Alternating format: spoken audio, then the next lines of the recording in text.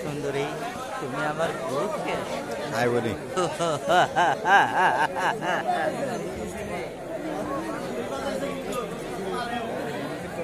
আয় সাদেক বাজাস না কে বন্ধ করলে কে ভিডিও করতেছি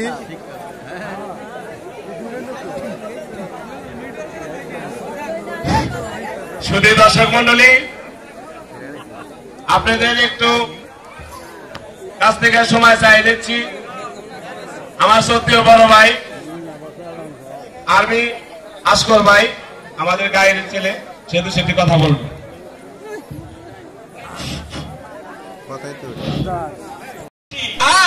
আজ থেকে আমি এক নতুন পৃথিবীর সন্ধান দেব না আমি যাবো না আয় আমার সঙ্গে না আমি যাবো না আরে আয় বলছি না আমি যাবো না আরে আয় না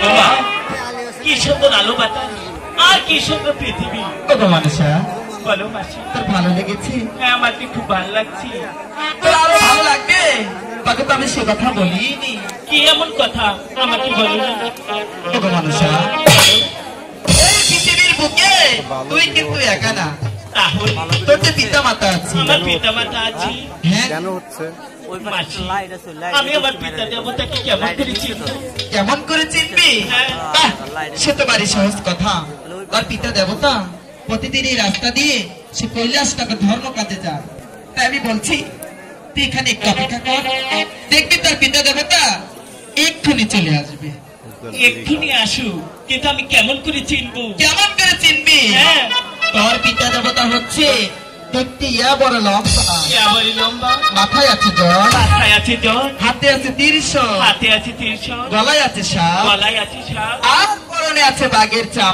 আর পরনে আছে বাঘের চাপ দেব মহাদেব শিব ঠাকুর ওগো মনসা বলো মাসি তাই আমি বলছি তুই এখানে একটু অপেক্ষা কর দেখবি তার পিতা দেবতা এক্ষুনি চলে আসবে না আমি চাই না মাতা চাই না পিতা আমি তোমার সাথে থাকতে চাই ওগো মনসা বলো এই পৃথিবীর বুকে বাঁচতে হলে তোর যে পিতৃ পরিচয়ের দরকার আছে তোর যদি পিতৃ পরিচয় না থাকে তোকে কেউ দেবী বলে স্বীকার করবে না এবং কি তোর পাল পূজাও কেউ করবে না আমি বলছি তুই এখানে একটু অপেক্ষা কর দেখবি তোর পিতা দেবতা এক্ষুনি চলে আসবে আমি বলছি তো থাকবো না ঠিক আছে তুই যেহেতু থাকবি না আর তোকে রেখে আমি যাবো না ওগো মানুষা বলো মাসি আয় ওদিকটা একটু ঘুরে আসি মানুষা বলো না মাসি দেখ ওই গাছে কি সুন্দর দুটি পাখি খেলা করে ওই তুই ভালো করে তাকিয়ে দে না মাসি নাই তো আছে ওখানে মাসি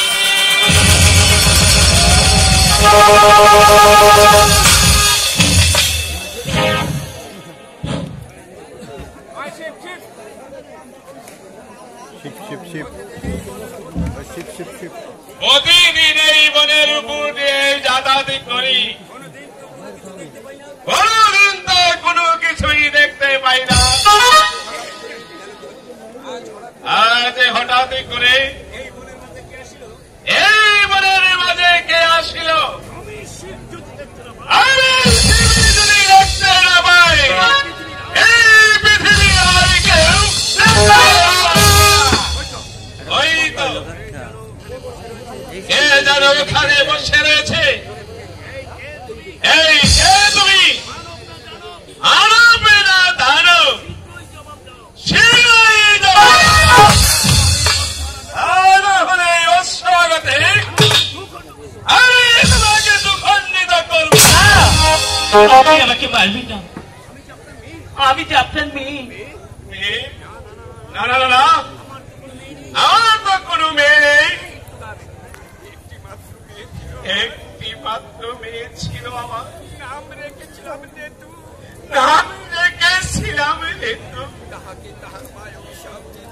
তাহাকে তাহার মায় অভিশাপে দিয়েছিল বলে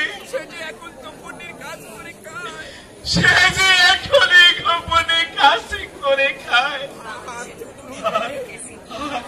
আর তো আমার কোনো মেয়ে নেই বিশ্বাস করুন পিতা, আপনি যখন কৈলাস নগরী যাচ্ছিলেন আপনার মাথা হতে এক ফোঁটা মণি পড়েছিল, কোমল মণি পদ্ম পাতার উপরে পাখি আর পাখিটি খেয়ে ফেলেছিল বাবা, ধরে রাখতে পারিনি, ওকে দিয়েছিল পদ্ম পাতার উপরে।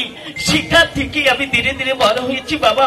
আপনি আমার লালাতের দিকে একটু তাকিয়ে দেখুন, হ্যাঁ আপনি আমাকে দেখলেই চিনতে পারবেন।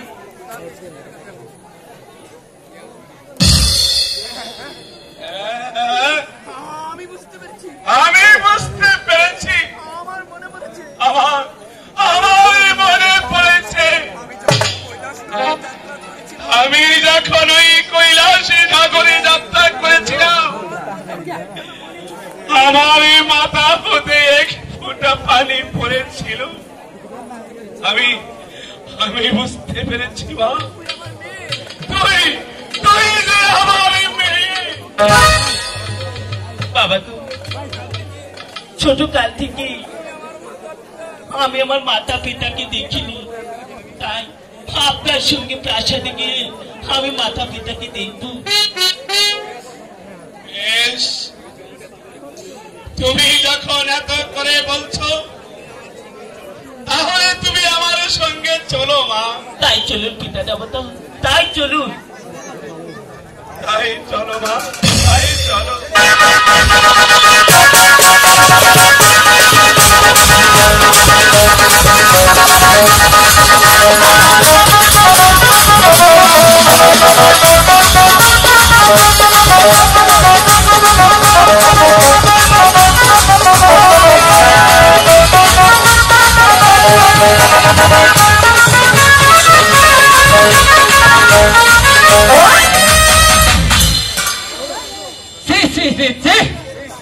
আজকে কি দেখলাম, এটা যে শিখকে আমরা ভগবান হিসাবে জানি সেই শিখ আজকে আমাদের কি দেখালো। এটা আজকে একটা যুবতী কন্যা ধরে নিয়ে সুর করে চলে গেল।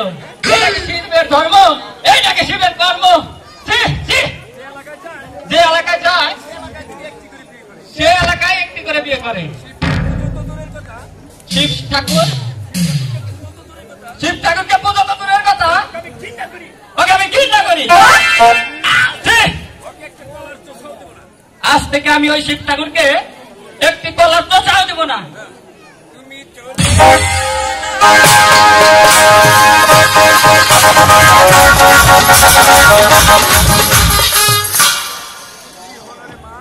কি হলো রে মা, তোর মুখখানা মলিনী করে দাঁড়িয়ে পড়লি যে? আয় চল, ওই অনেক দূরের পথে যেতে হবে। আমি আর আপনার সঙ্গে যাবো না বাবা। কেন রে মা, তুই যাবি না কেন? বাপের সঙ্গে মেয়ে যাবি, তা রাস্তার লোকে মন্দ বলবে কেন বাবা? সে কথা তুই বুঝবি না মা, তুই আমার সঙ্গে চল। আমার তো অনেক ব্যস্ততা আছে। আমি আপনার সঙ্গে যেতে পারি, কিন্তু আমার একটি শর্ত আছে। না নয় টানতেছে না, ভালো হইতেছে সব। তোর শর্ত আরেকটু ভালো করে বাজাও। সে আমার কেমন শর্ত? আপনার কাছে যে 19 কোটি বিষাক্ত সাপের অধিকারী আছে, এই পৃথিবীর সমস্ত সাপের অধিকারী যদি আমাকে দেন, তবে আমি আপনার সঙ্গে যাবো।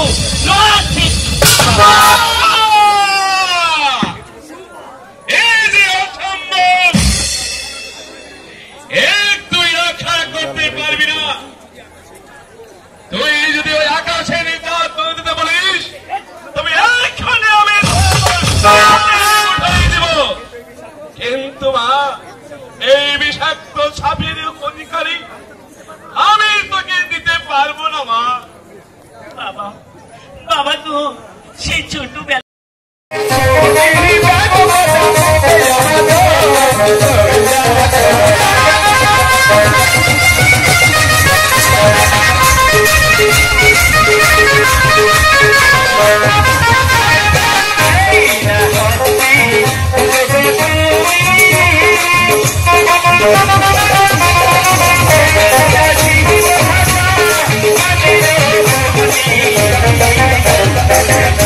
Thank you.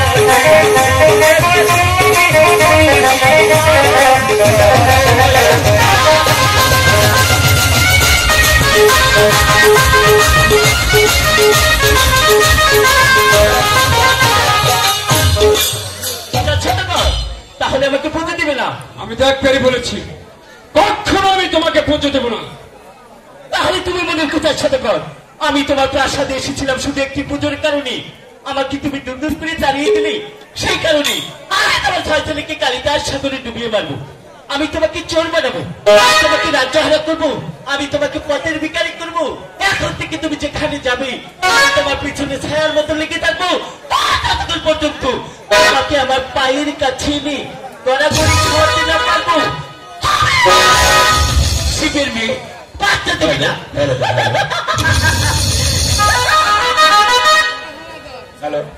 ঠিক করতে পারবে না। তুমি হয়তো জানো না পদ্মা দেবী, এই 4 শতকের শক্তি সম্বন্ধে তোমার ধারণা নেই। ততক্ষণ পর্যন্ত এই শিব ঠাকুরের হাতে নাকি আমার হাতে আছে, তোমার মতো সাধারণ ওই ব্যাংক থেকে কানি এই 4 শতকের কোন ক্ষতি করতে পারবে না, ক্ষতি করতে পারবে না।